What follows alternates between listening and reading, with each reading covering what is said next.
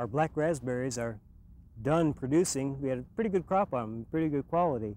But now, after the harvest is done, we need to finish up the pruning that we started a few weeks ago when we were pruning the young canes.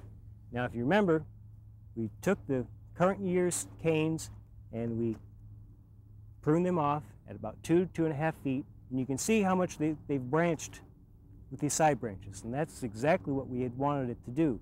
You also look down here, you see the leaves and the shoots of the fruiting canes, which grew last year and then put out these laterals. See how terrible they look. The brambles, which black raspberries won, generally grow on a 2-year cycle cane. It grows the first year, that's these canes that we just pruned. They go through the winter. That second summer, they send out lateral branches which flower, bear fruit. Then those canes die, and that's what's happening here. These lateral fruiting canes are now dying. That's why they're turning yellow. Now we've pruned the first year's canes. Now after harvest, we need to come in and take out those old canes that are done fruiting and are now starting to die. There are several reasons for doing it in the summer, right after the harvest.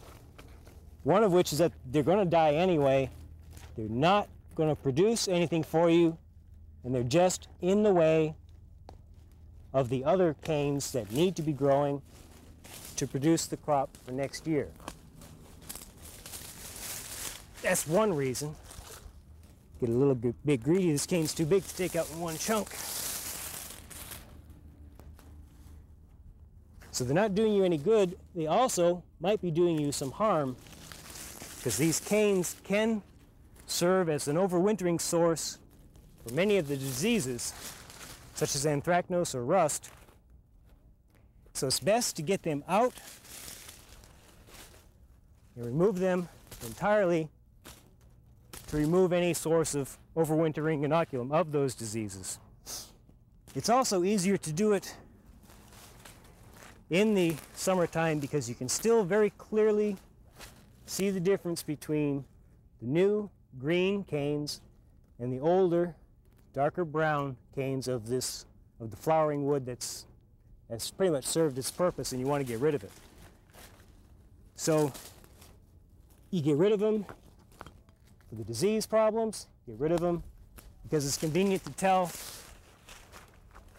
what they are then, and get rid of them to get them out of your way. Another pruning chore on these, it's not exactly pruning, but now that we've got these other canes out of the way, we can see where a few of them have tip rooted where we don't want them. So the second part of cleaning up is pulling those up and getting rid of them. Back here we have several that have done that. Just want to get those canes up and get them out. If you leave them in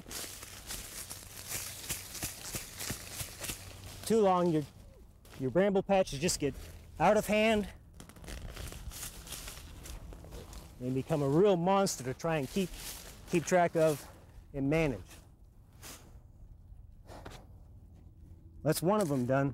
Next thing that we're going to come through, if you notice, we've got a couple of them that have grown taller since we last were here.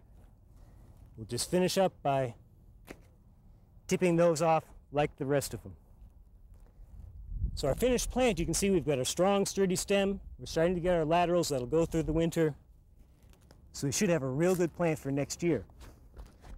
Now your trailing brambles, like the tayberry, those go through the same cycle.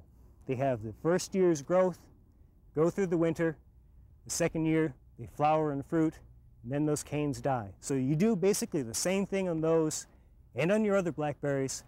Remove those flowering canes after harvest, and for the same reasons, to reduce disease, to reduce competition with your younger growth, and also to do it at a time when you can very easily see the difference between the young canes and the older, worn out flowered canes that are just going to die eventually.